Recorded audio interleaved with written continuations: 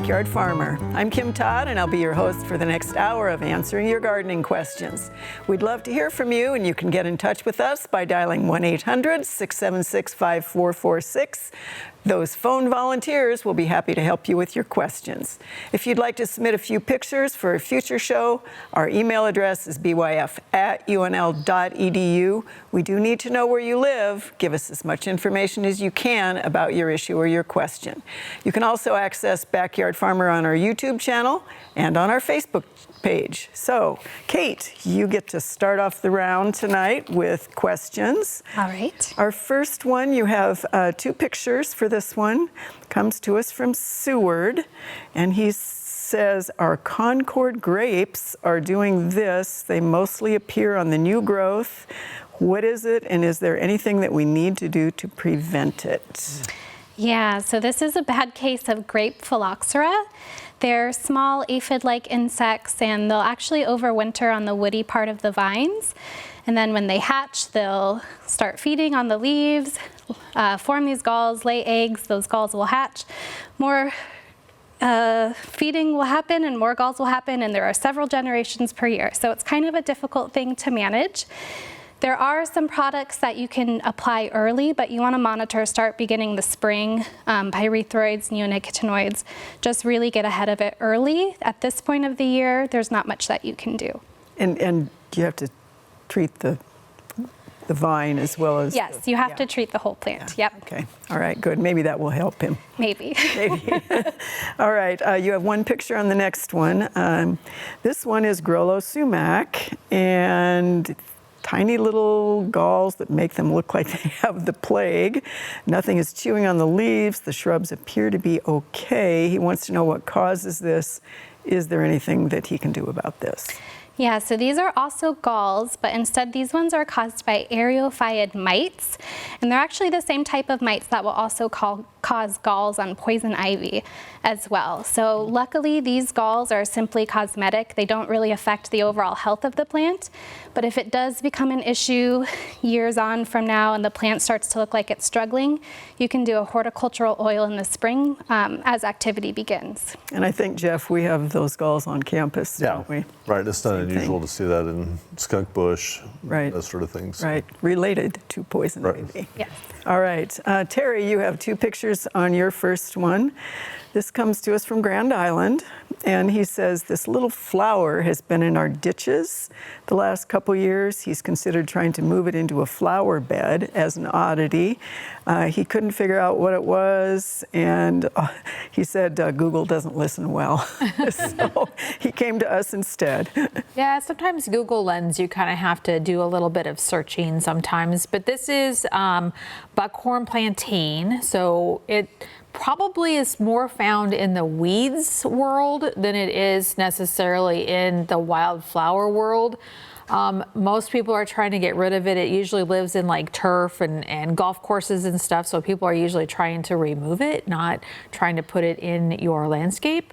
If you want it there, perfectly fine. It creates kind of a nice little rosette, and then it'll send up those seeds, and it'll put out a lot of seeds. So. Is it a perennial? It is a perennial, yep. All right, so if you've got it, you've got it. Yes, well, yes. Yes. For a while, anyway. All right, thank you, Terry. You have three pictures on the next one. This comes to us from Ewing. She thinks she has poison hemlock in her pastures and her hay meadows, and she also knows it's toxic to humans and livestock. So actually this is not poison hemlock, but it is a hemlock. It's spotted water hemlock. So a poison hemlock would be done blooming now.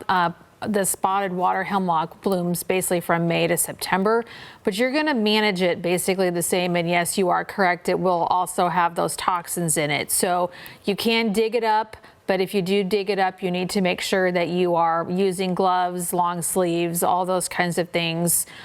You can continually mow it and keep it mowed well down, and that would also help. And you can use some chemical treatments if you need to, like a glyphosate, which will kill everything, or you can use like a 2,4-D if you want to keep some of the grassy areas around alive.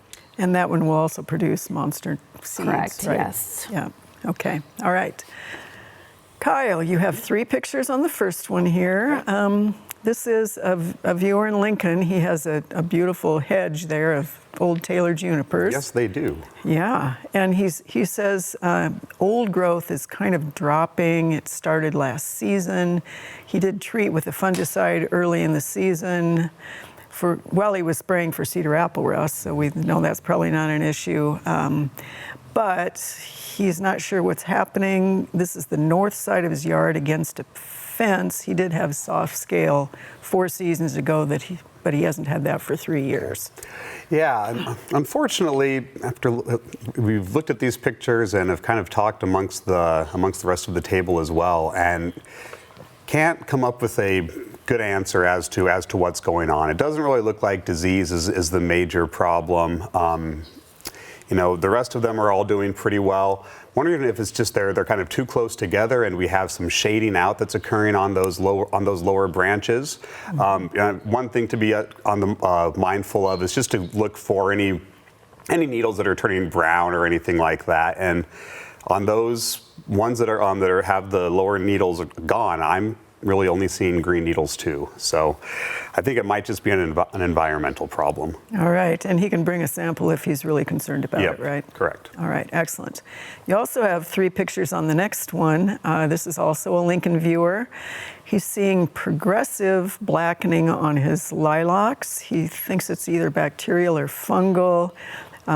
Just a couple of leaves a week ago, but now it's throughout the plant. He said it was a great plant this spring. Yep, and this is very common. We're seeing a lot of it right now. This is a Cercospora leaf blight of lilacs, and so it's caused by a fungal pathogen. Control for it is difficult. Sanitation is really important, so making sure that we are removing those infected leaves at the end of the season as they drop. That's where the fungus overwinters, and that's where it starts up again in the spring. There is some research looking at a fungicide application. The most likely time for that fungicide application would be kind of in the late spring, early summer, but that's still kind of out. So right now, the only thing that we can really recommend for that is sanitation, but then also make sure that we are pruning those lilacs regularly, making sure there's plenty of airflow through the canopy, things like that. All right, thank you, Kyle. Jeff, 3 pictures on your first one, and I gave this one to you on purpose because this is also lilacs. Okay. She's got 3 in a row. One is shriveling, so you can kind of see the progression here on these 3. And then she's asking why the one that is shriveling is shriveling. It's kind of hard to say. Unlike Kyle's, we're not seeing any real disease with these plants. Lilacs have very fibrous, relatively shallow root systems. So I would want to make sure that we're evenly irrigating all 3 plants. Make sure that we haven't inadvertently perhaps overdone. If you've pre-emerged the bed, maybe overdone the pre-emergent in one area. Sometimes plants can be sensitive to that. And if you're finding that some are a little drier than the others, up that a little bit. As we go through the season, if they don't improve, if they were my plants, maybe first week of September, if things have cooled off a bit, I might go ahead and dig up some of the plants to look at the root system and just see what we have, see if there's much of a root system there. If there's not, then that would be a sign to me that it's time to replace them. All right, thanks, Jeff. You have 1 picture on the next one. This comes to us from Elkhorn. This is a Fremanii maple called Matador, and it was planted in October of 23, cared for properly. He says several branches are already showing fall color. He doesn't seem to see anything parasitic. His wife has also seen some of this in the Omaha area. Sure. We talked about this a little bit before the show, that with the hybrid maples, we do see some of this early fall color. I think a couple things. One may be just their adaptability to our environment. It's been really hot and windy. This is a hot area. These probably do a little bit better farther north. So there's that issue. Mm-hmm. But also with our early springs, leaves only last so long. So if those leaves came on very early this year in early April, late March, it may be that they're just done for the year. And so you may find that these trees have lost most of their leaves by the time we get to September. So it doesn't mean there's really anything wrong with the tree. If there's good buds on it, you'll probably be fine. But you may see that with these maples, and I've seen that on campus too. A harbinger of an early fall. Yeah, right. Ooh, we're not ready for that. Well, blueberries can be somewhat of a challenge to grow here in Nebraska, but there is an alternative that has beautiful edible blue fruit. They are a little easier to grow. Our first feature tonight takes a look at honeyberries and how to grow them.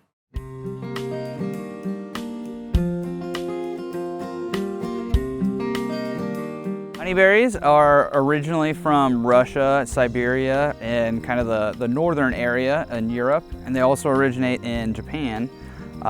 They're a berry that is similar in shape to a blueberry, but a little bit more elongated. They've come to be known as the blueberry of the prairie. They're a very sweet berry that doesn't really have a flavor similar to any other berries out there, actually. The reason I picked honeyberries to start growing here in Nebraska is we're about as far south as they can grow in this climate. Once it gets warm in the summer, they tend to lose their leaves and not look so great, but they grow really, really well here in Nebraska. Our harvest time for honeyberries is about 2 weeks before strawberries. So we're about middle to late May normally for our honeyberry harvest. Honeyberries can grow in a wide range of soils, anywhere from a 5.5 pH all the way up into the 8s. They don't necessarily prefer an alkaline soil, but they'll grow rather well in alkaline soil. They don't have the same requirements that blueberries do, where you need a really acidic soil and to really take care of that acidity to be able to get a good harvest.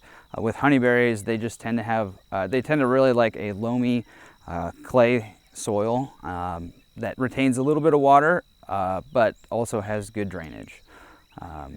Thus far, our Luss Hills and here in Nebraska have been perfect for them. Honeyberries are commercially harvestable after 5 years, so they're a little bit longer of a crop that takes a long time to get to full maturity.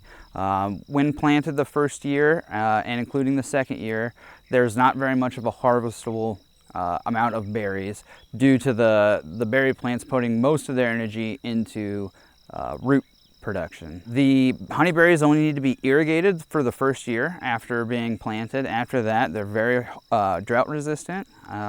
Since they produce berries in the spring, normally we get enough rain to not have to irrigate before or during fruit set.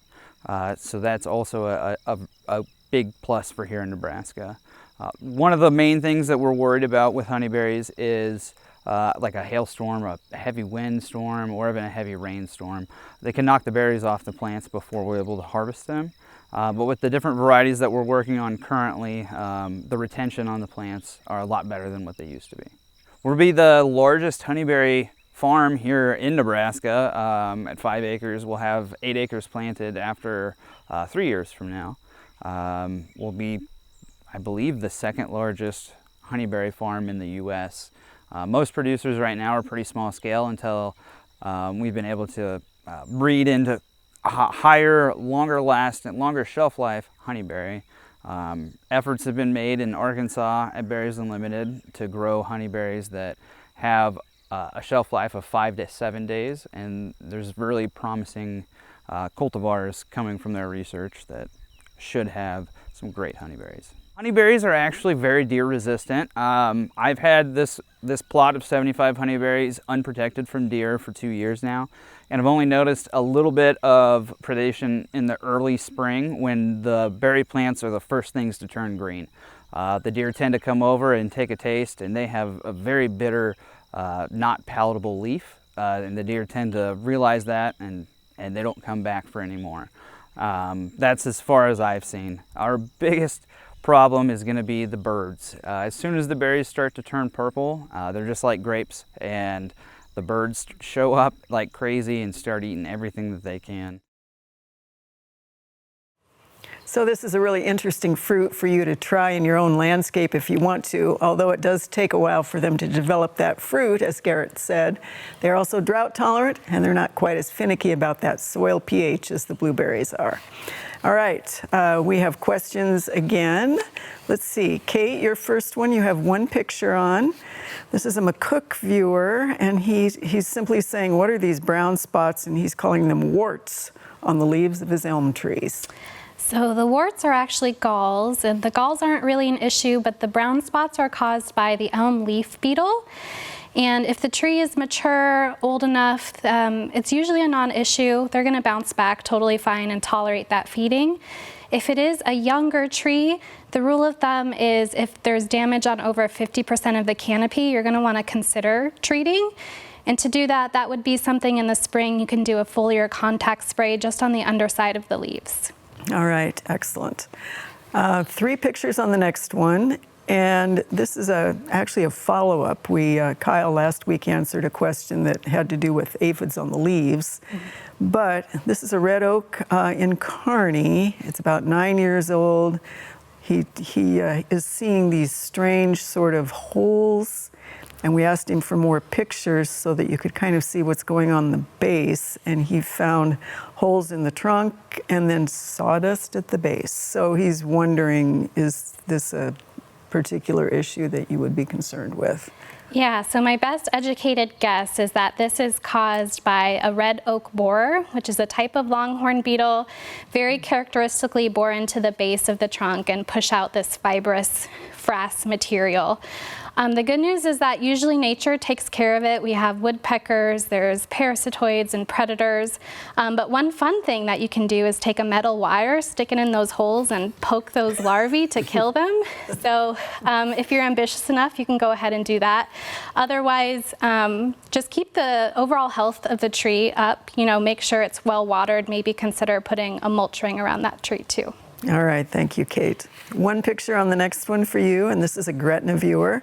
Said this guy's been hanging around on the basil plant for days. Is this a friend or is this a foe?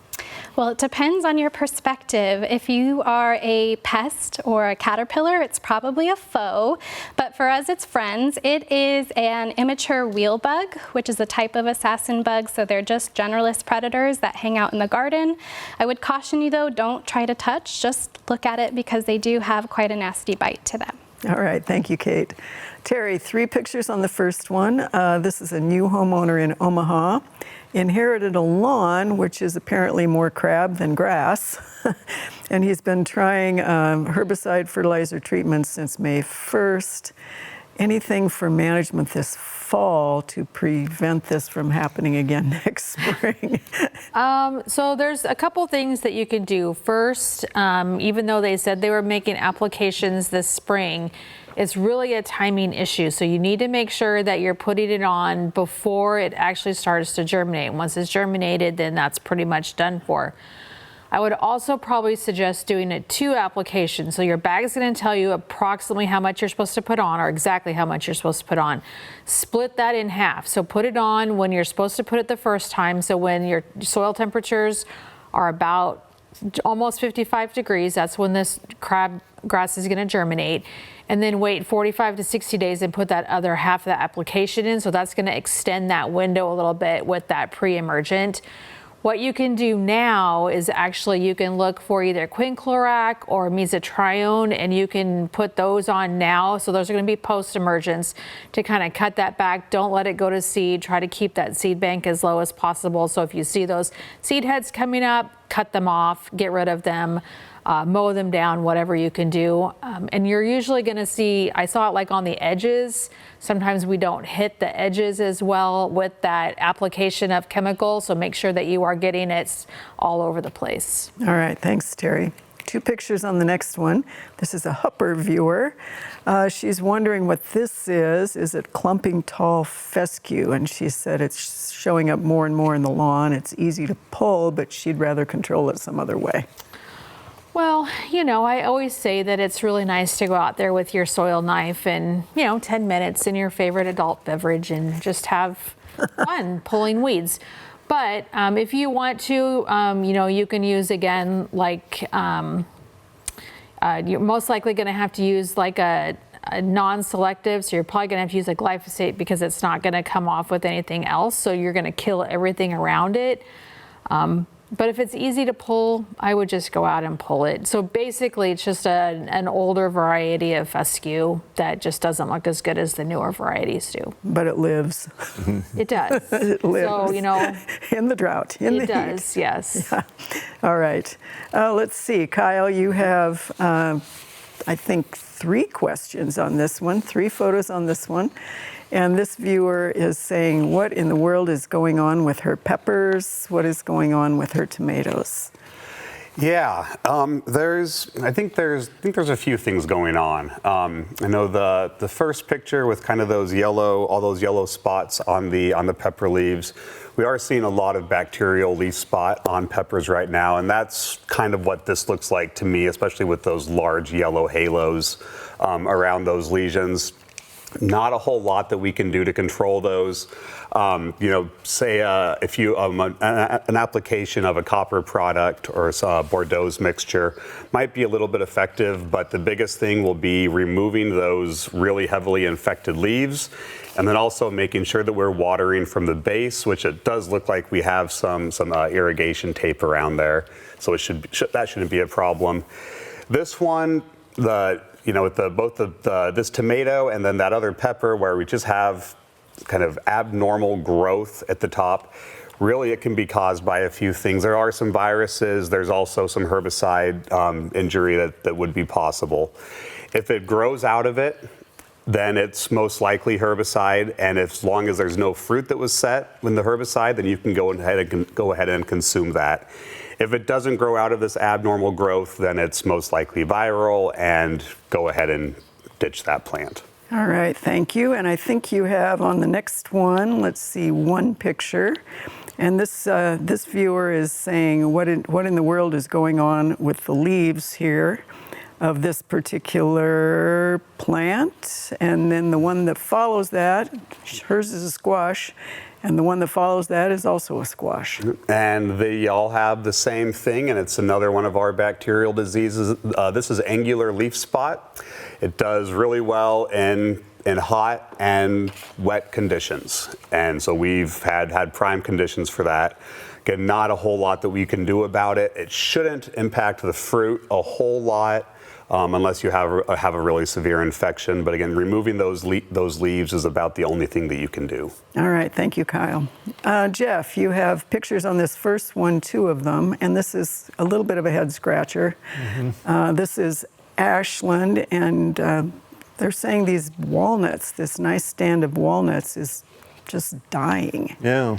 Any ideas on this one without, up close and personal? Yeah, I don't know. You look at that and you wonder if, and there's no real evidence of something that might have came through there. I don't know if that's, walnuts can handle wet soil. So, you think if that's an area that had some standing water in it, maybe for an extended period of time, if that caused a problem, it's really hard to say. I'd be curious. I think one thing to think about is removing the dead plants just for safety's sake. Maybe one of those things, depending on how that area is being used, but also to see if the plants may resprout. I'd be curious to see if the roots are alive, if for some reason killed the main stems, and if they'll come back from the roots. All right. So that might need a sample at some time too. Yeah. All right. Let's see on your next one. This is also a tree question. This is a viewer who has an oak. And he's wondering about whether the damage on this, you can kind of see it on the trunk, and I think we have a couple more pictures on this one. Is that deer damage, or what's going on with it? And is this a goner, or is this a tree that deserves another chance? Well, I think right now it deserves another chance. I'd want to protect that stem. So and I would tend to put. Get some rabbit fence or something like that, and high enough that it protects that wound. I don't know if I would want to wrap it necessarily, but you could put some sort of cage around that to protect that area, that main stem, if we continue to have deer problems. I'd pull the mulch back a little bit, make our mulch ring a little bit bigger, make sure that we don't have that stem buried if the tree is planted a bit too deep. So I think I'd work on those 2 things. Continue to care for it. The top there's plenty of green leaves, so it looks good from that standpoint. So. All right, thank you. And you have one picture on the next one. This comes to us from Hershey. This is a crimson frost birch. They actually have a couple of them. They didn't see any insects, but the top appears dead. They're wondering, is this a goner and what happened? Yeah, it looks like, I think Hershey, that's impressive that they're trying to grow birches in that area. That could be a tough place in the state to grow things. So it looks like they have a nice lawn there, and the trees in the yard look really nice. So I applaud their efforts there.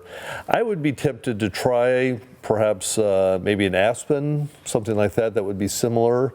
It may do a little bit better in that particular environment. So, but yeah, I think that birch has probably had it. Those would be pretty logs by the fireplace. They would be pretty long. So you could decorate your front porch with the stems. Those are worth a lot of money. They are worth a lot of money. There you go. All right, thank you, Jeff. Well, of course, it's been hot and then cool and stormy, and it's probably going to get hot and stay hot for a while again. Perhaps Gannon Rush from UNL's High Plains Regional Climate Center can tell us a little bit of a different story. Let's take a minute to hear his forecast for the week. Thanks, Kim. It's been pretty toasty this past week, and it likely will be that way for the next few days. Temperatures will be in the 90s and low 100s, but there is relief on the horizon. So on Wednesday, parts of the state will begin to dip into the 80s. Extreme winds impacted the Lincoln and Omaha areas last night, with roughly 250,000 people without power. It'll be much quieter in the eastern part of the state this week, with only chances of scattered storms.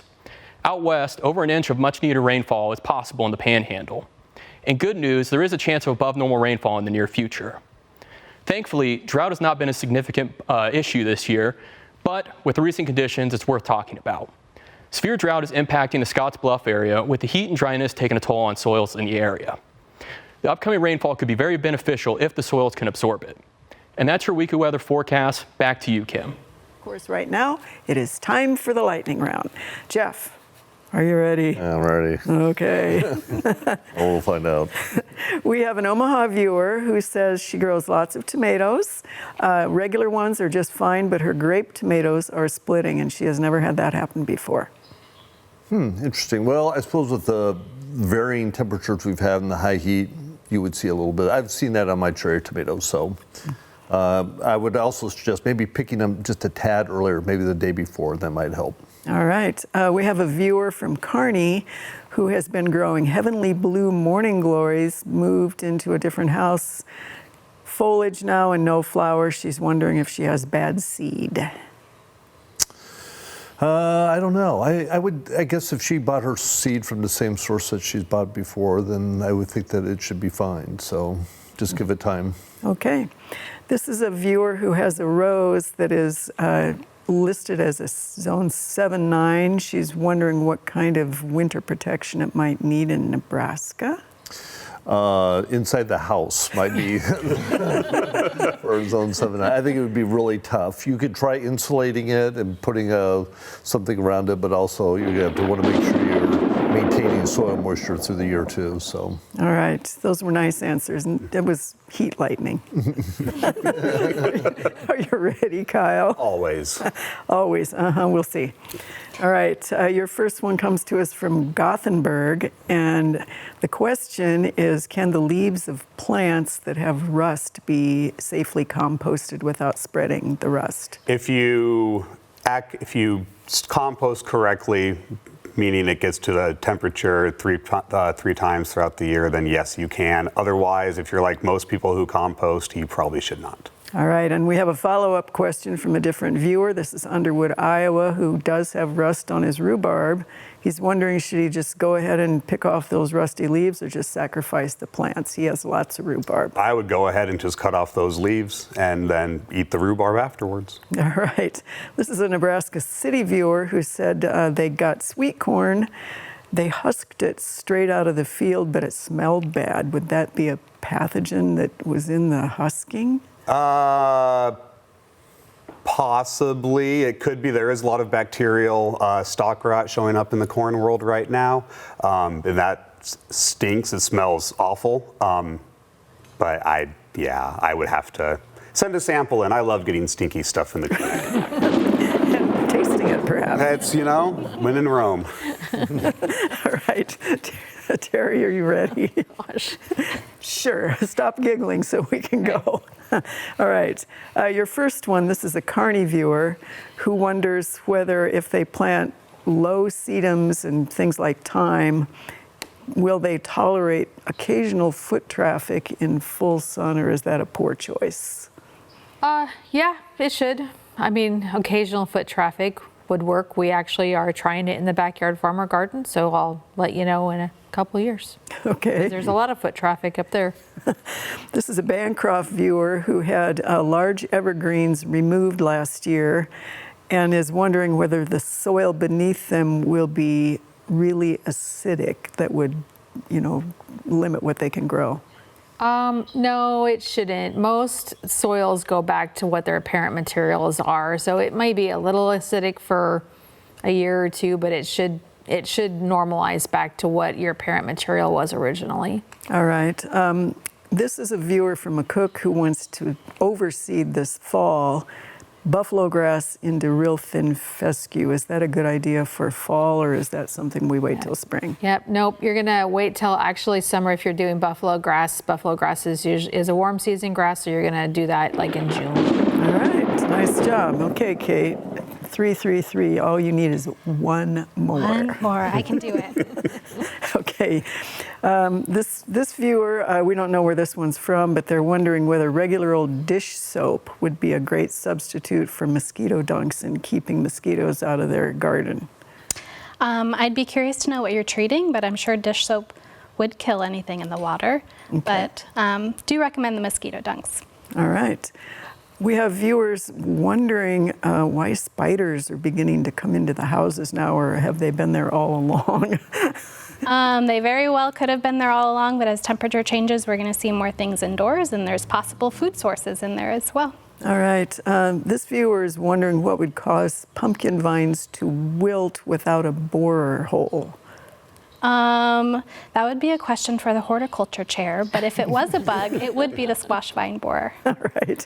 We have a Wayne viewer who has cherries, and she says this year they are totally wormy. She's used carbaryl on the ground and as a trunk drench. Should she spray, and in particular, what should she do next year? Oh gosh, I think I'm going to have to use my first ever pass on this one. It was a tie. I know. So It's too much nobody, pressure. either you all get it or none of you. She's a team player. Put it in the center and we can share. You can just pass it right around. All right, thanks. Well, just like everywhere else, it's been challenging out in our garden due to the heat. Fortunately, we've been able to keep up with the watering, and our produce looks fantastic. Let's take a few minutes to hear from Terry out in the backyard farmer garden.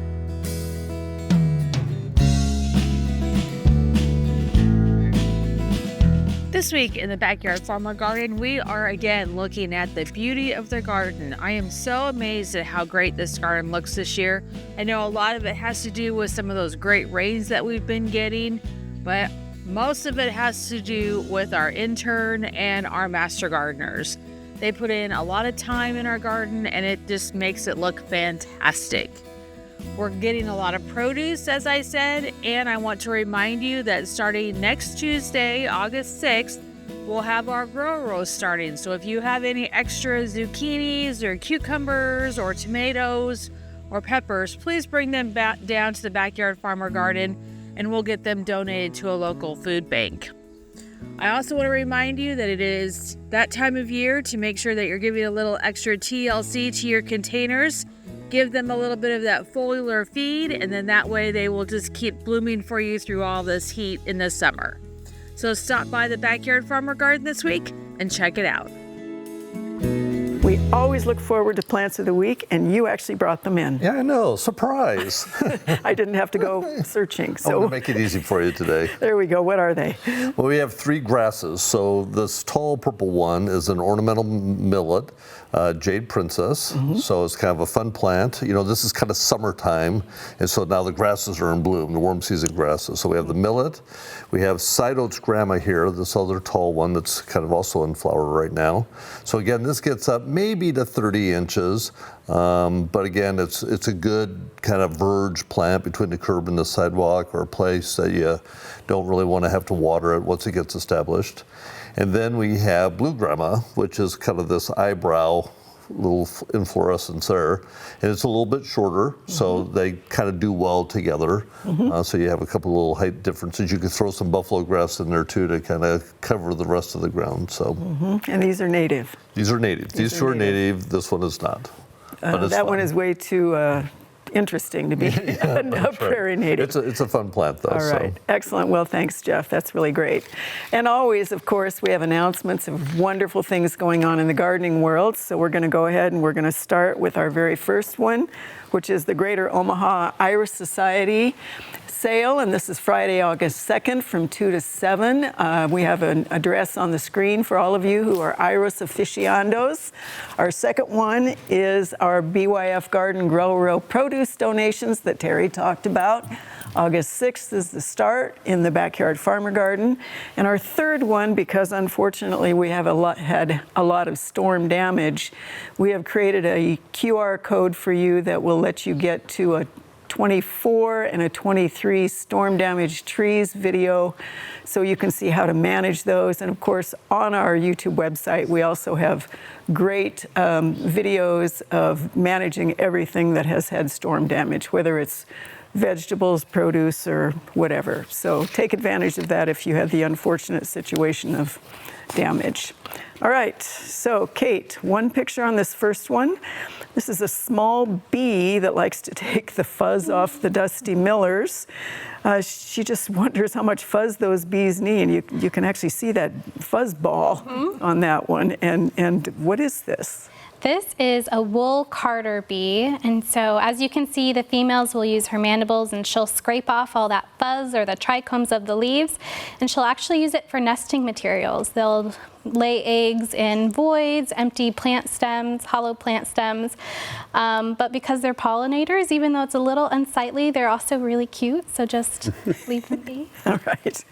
Two pictures on the next one, Kate. This is an Omaha viewer who found this on a glass door. He sent one picture on a Friday and one on a Saturday. He didn't think they were the same insect, and they thought they were very fun to watch, but what is it? Yeah, so these are bagworms. They are fun to watch, but they can be serious pests of evergreens, so I wonder if there's an evergreen nearby. Sometimes when they're ready to tie off that bag, they're gonna start wandering away from the plant, so we can see them in kind of weird and unusual places. I see them covering a flagpole at my children's school all the time. But if you wanna help a nearby evergreen, you can simply just pick these off, throw it in some soapy water, and that'll do the trick. All right, and two pictures on the next one. This is an Omaha viewer. She found this guy on her dill, and she's never seen this. She thinks it's a green clover worm. So she's close. It's not a green clover worm. It's one of the loopers, kind of similar to a cabbage looper, and we can tell because it has just a couple feet back there, and so it's going to crawl in a looping motion.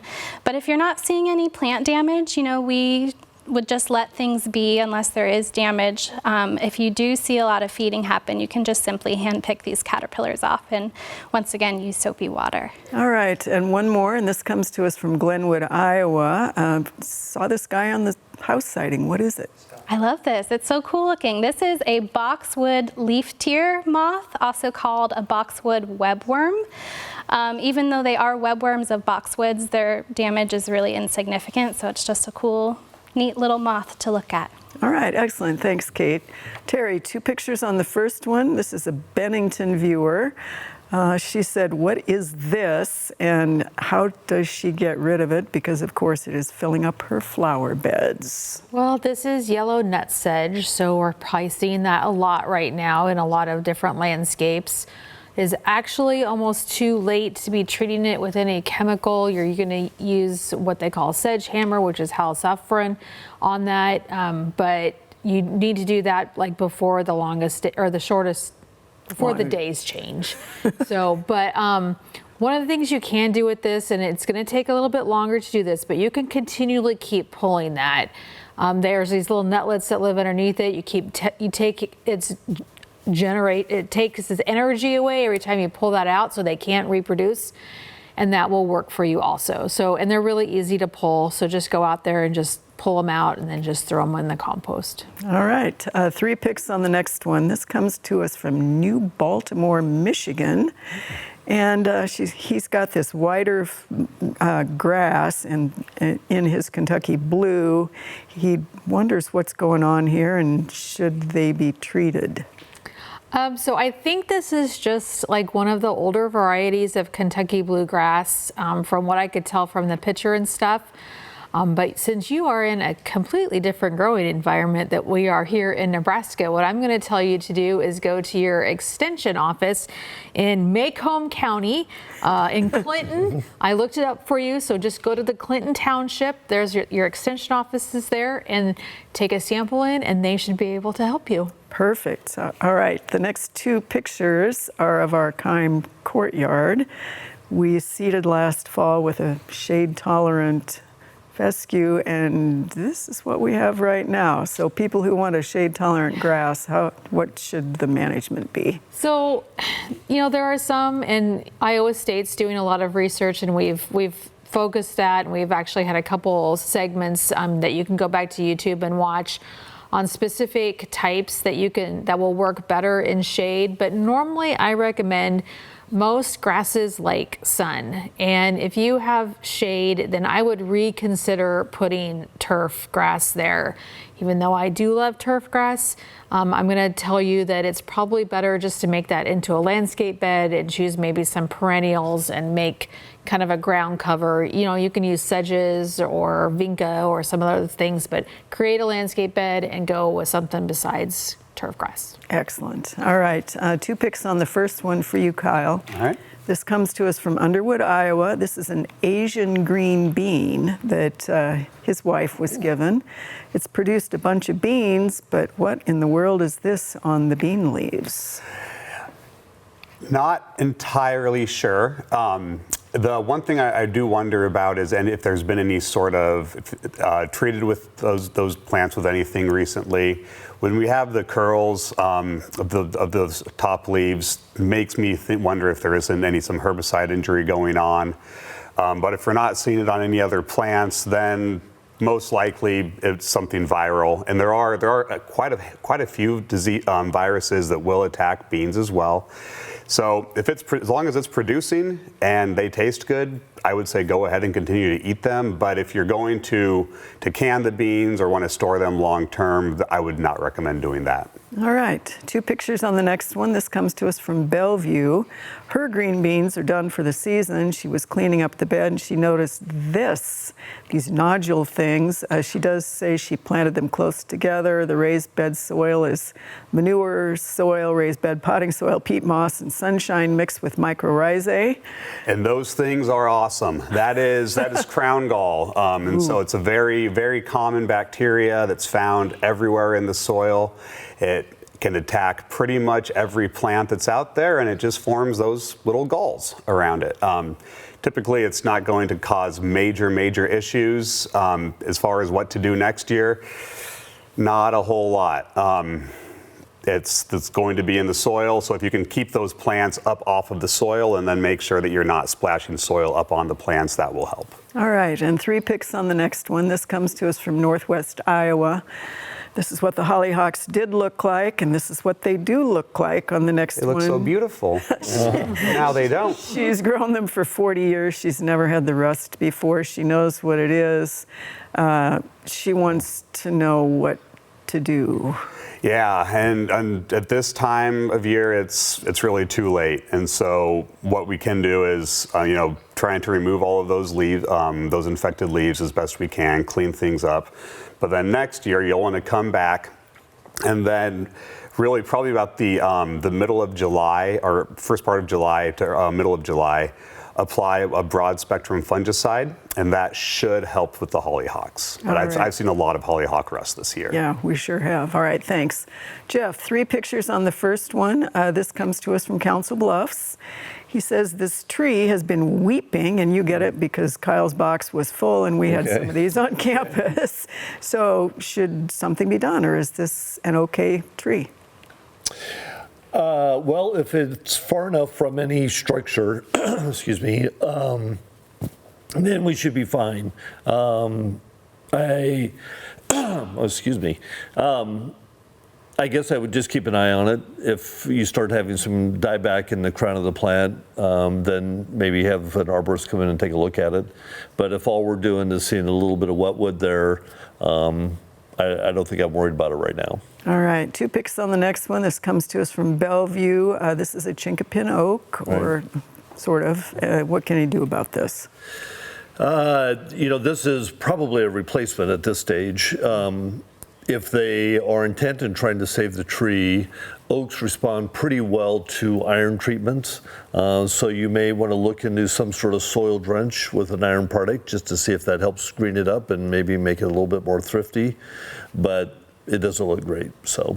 All right, and 2 more on this one, and this is also Omaha. He bought a multi-stem redbud. It had already lost a main branch when they bought it. This year, another one broke off, and he's wondering if start over, or what do we do here?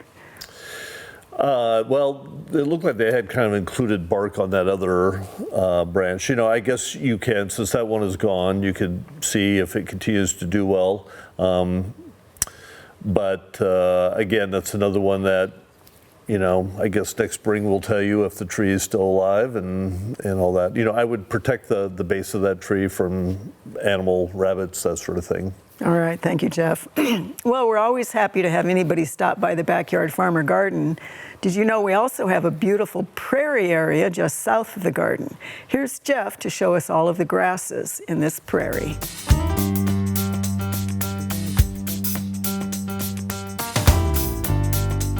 So if you're out looking at the Backyard Farmer Garden, if you turn to the south, just across the street, you'll see our prairie area here on East Campus. So this area has been here for a few decades, 30 years or so, and we have a variety of grasses growing in here. And this is it's really coming into its own this time of year. So if you're thinking about adding a prairie display, if you have a hard area to kind of grow stuff in, you can see some of the grasses, the shorter grasses in front of us are not, they're not doing really well in this 100-degree heat. But boy, the prairie grasses are really kicking into gear right now. This is their great time of year. So if you've got a spot, you might want to consider adding some of these grasses to that area. So a lot of times we'll talk about those verge areas between the sidewalk and the curb. So in here, this plant right here, which is just a fun plant, this is Eastern Gamma Grass. It's kind of relatively low growing, but it has a fun seed head. We have prairie cordgrass out here, another really tall grass. There's big blue stem, little blue stem, side oats grama. We also have switchgrass, so that's also a fun grass to have, and they'll come in a variety of different colors, especially as they go into fall. But it can be a little invasive, so use that minimally. Don't get too carried away with the switchgrass. So if you're looking for something to add to your yard that's a little different, and a lot of fun, relatively low maintenance, think about a little prairie spot in your lawn. And it is a great place to stroll through. After visiting the garden, go to the dairy store on the way. All right, Kate, you've got 1 picture on the first one. This comes to us from Bridgeport. She pulled up columbines. They have monster root systems for a columbine, and she saw this.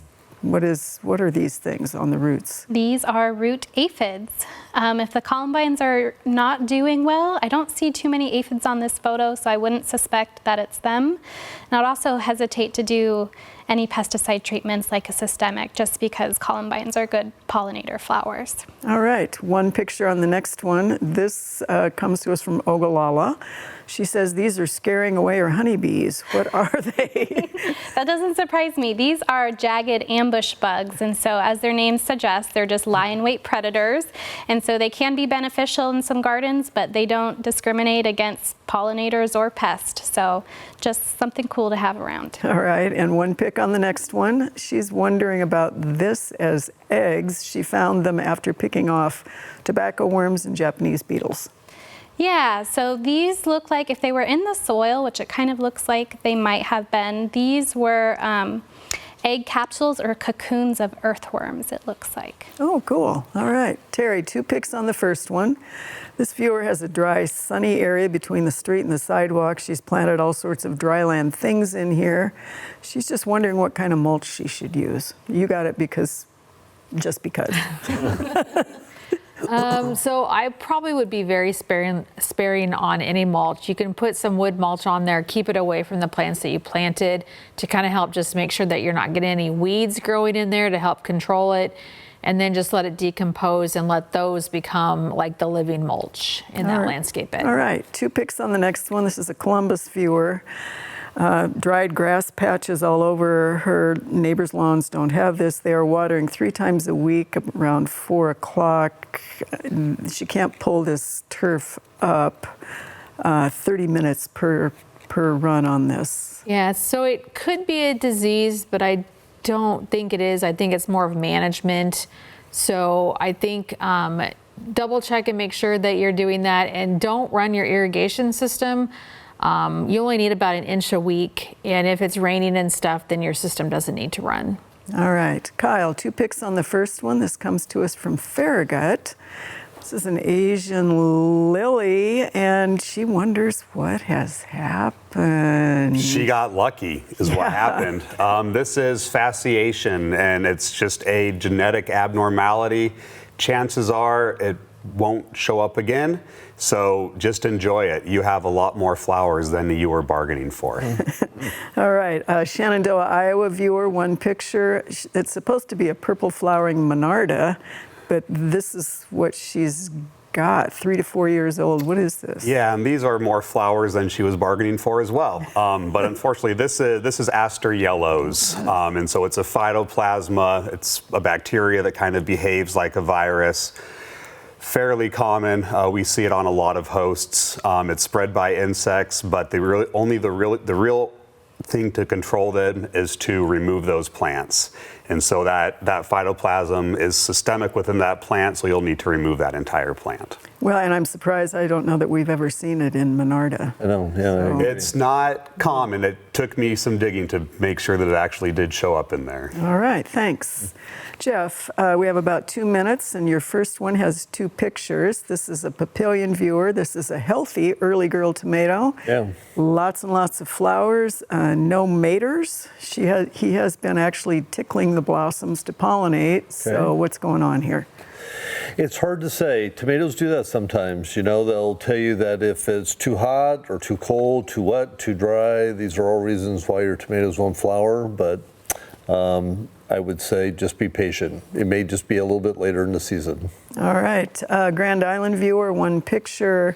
The roots are exposed. Yeah. Should she put soil or mulch over them, or both? She can mulch over them. I would not apply any herbicides around there, so don't spray the weeds. Just go down, put a couple inches of mulch around. That'll protect the roots. All right, you have 1 more picture. This is an Omaha viewer. He found this flower off the beaten path in Chaco Hills Park.